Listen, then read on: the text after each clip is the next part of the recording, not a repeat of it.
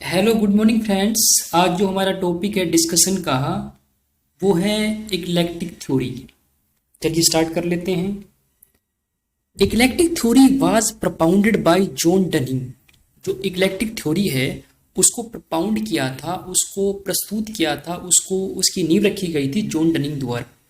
John Dunning ने क्या किया, उन्होंने बाकी थ्योरीज को यूज करके, बाकी थ्योरीज को बेस लेके, बाकी थ्योरीज को कंबाइन करके एक थ्योरी बनाई जिसका नाम है general theory of international production, जिसको हम बोलते हैं इक्लेक्टिक थ्योरी। इक्लेक्टिक का अगर एक बेसिक मीनिंग में आपको बताऊं तो इसका मतलब ये होता है कि डिफरेंट डिफरेंट सोर्सेस को यूज करके एक नई चीज बनाना। तो इन्होंने क्या किया, बाकी थ्योरीज को बेस लेके एक थ्योरी बनाई, general theory of international production, जिसको हम बोलते हैं इक्लेक्टिक थ्योरी।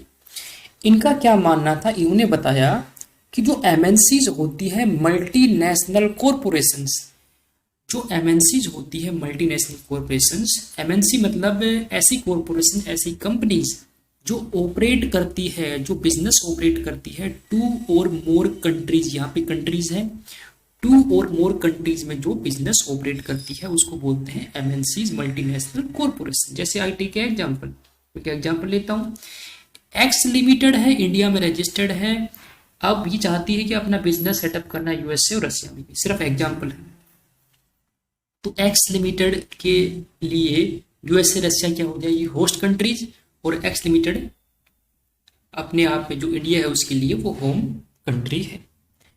तो जॉन डनिंग ने क्या कहा कि जो एमएनसीज होती है मल्टीनेशनल कॉरपोरेशंस, अगर वो फॉरेन डायरेक्ट इन्वेस्टमेंट करती है, अगर वो फॉरेन डायरेक्ट इन्वेस्टमेंट करती है, तो फॉरेन डायरेक्ट इन्वेस्टमेंट क्या होता है, इन्वेस्टमेंट इन प्रोडक्शंस और बिजनेस इन अनदर कंट्री, किसी दूसरी कंट्री में प्रोडक्शंस करना, उसके प्रोडक्ट्स में इन्वेस्टमेंट करना, वहाँ बिजनेस सेटअप करना, प्लांट लगाना, फैक्ट्री सेटअप करना, इसको हम बोलते हैं फॉरेन डायरेक्ट इन्वेस्टमेंट। मतलब एक कंट्री की जो कंपनी है, जो कॉरपोरेशंस है, वो दूसरी कंट्री में बिजनेस में इंटरेस्ट दिखा रही है, वहां पर बिजनेस सेटअप करना चाहती है, उसको हम बोलते हैं फॉरेन डायरेक्ट इन्वेस्टमेंट।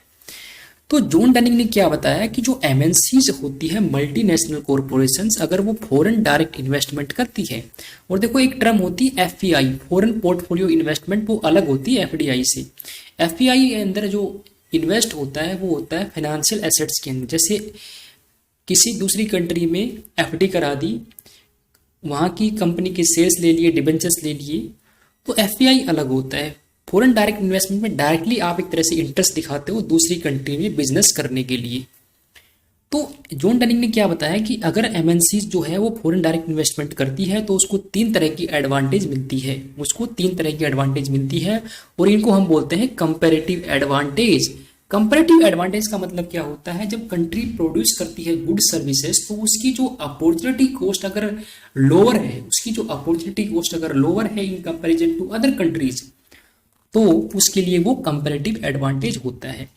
तो एमएनसीज अगर फॉरेन डायरेक्ट इन्वेस्टमेंट करती है तो उनको तीन तरह की कंपैरेटिव एडवांटेज मिलती है। जो सबसे पहली है वो है फर्म स्पेसिफिक एडवांटेज, दूसरी इंटरनाइजेशन एडवांटेज, और लास्ट है लोकेशन स्पेसिफिक एडवांटेज। अब हम बारी बारी इनको पढ़ लेते हैं।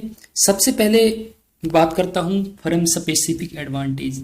अगर कोई एमएनसी जो है फॉरेन डायरेक्ट इन्वेस्टमेंट करती है तो सबसे पहली एडवांटेज तो उसको स्पेसिफिक मिलती है, यानी जो भी उसके पास स्पेसिफिक रिसोर्सेस है, जो भी उसके पास यूनिक और सस्टेनेबल रिसोर्सेस है, कैपेबिलिटीज है, उनकी एडवांटेज मिलती है। जैसे उनके पास टेक्निकल नो हाउ होना। टेक्निकल नो हाउ क्या होता है, एक efficient and effective way to do something, कोई चीज करने का efficient and effective way. Methods and techniques of productions, technical knowledge एक स्पेसिफिक एडवांटेज होती है। तो एक तरह से जब एमएनसी एफडीआई करेगी तो उसके पास एक स्पेसिफिक एडवांटेज उसको मिलती है, जिसको हम बोलते हैं नेट कॉम्पिटिटिव एडवांटेज। दूसरी जो एडवांटेज उसको मिलती है वो है इंटरनलाइजेशन एडवांटेज। मतलब इसका मतलब क्या होता है कि जो फर्म, जो कंपनी है, वो अपने रिसोर्सेस को खुद ही यूज करती है एफडीआई के थ्रू। इंटरलाइज करने का मतलब ही क्या होता है, अपने रिसोर्सेस को खुद यूज करना, किसी और आउटसाइडर्स को यूज करने ना देना, उनका मिसयूज ना करने देना। तो अपने रिसोर्सेज को ये इंटरनाइज करके फॉरेन मार्केट में सर्व कर सकती है बिना फॉरेन इन्वेस्टमेंट के भी, जैसे एक्सपोर्ट कर सकती है। तो इंटरनाइज का भी एक एडवांटेज मिलता है इनको, क्योंकि अपने रिसोर्सेज वो खुद यूज़ करती है, किसी और को नहीं देती। जो भी इनके पास टेक्निकल नो हाउ होता है, जो भी इनके पास स्पेसिफिक एडवांटेज होती है, जो भी एफिशिएंट इफेक्टिव वे होता है, जो भी मेथड्स एंड टेक्निक्स होते हैं प्रोडक्शन के, वो खुद अपने पास रखती है, अपने ही फर्म के अंदर, अपनी ही कंपनी के अंदर पूरा मैन्युफैक्चरिंग प्रोसेस करती है। उसके बाद इनको जो एडवांटेज मिलती है वो है लोकेशन स्पेसिफिक एडवांटेज। अब देखो, जहाँ भी ये जिस कंट्री के अंदर भी वो बिजनेस करना चाह रहे हैं, ये फॉरेन डायरेक्ट इन्वेस्टमेंट करते हैं, वहाँ की लोकेशन भी बहुत मैटर करती है। तो किस लोकेशन में वो बिजनेस सेटअप करना चाह रहे हैं, फैक्ट्री लगाना चाह रहे हैं। तो अगर वहाँ पर अवेलेबिलिटी है चीपर रॉ मटेरियल, सस्ते रॉ मटेरियल मिलते हैं, अच्छी लेबर है, डोमेस्टिक मार्केट अच्छा है, और lower transport and communication cost है, बेटर फिजिकल इंफ्रास्ट्रक्चर है, मतलब अच्छा रोड होना, सी पोर्ट्स होना, एयरक्राफ्ट्स होना, transparent and non discrimination policy environment है, गवर्नमेंट की इंटरवेंशन कम है और टैक्स रेट भी कम है। तो ये भी एक स्पेसिफिक एडवांटेज होता है। तो मैंने आपको बताया कि जो इक्लेक्टिक थ्योरी है वो प्रपाउंड की थी जॉन डनिंग ने, जिसको हम बोलते हैं general theory of international productions.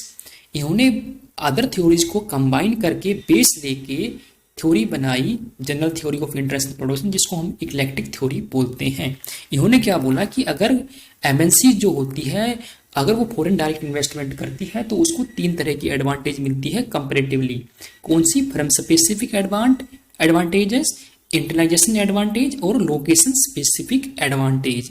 तो ये 3 तरह की एडवांटेज मिलती है अगर कोई एमएनसी जो है वो फॉरेन डायरेक्ट इन्वेस्टमेंट करती है। तो ये था छोटा सा लेक्चर इक्लेक्टिक थ्योरी पे। लेक्चर अच्छा लगा हो तो लाइक करना, शेयर करना, कमेंट करना। ओके, थैंक यू बच्चों, thank you so much for watching this video, watching this lecture.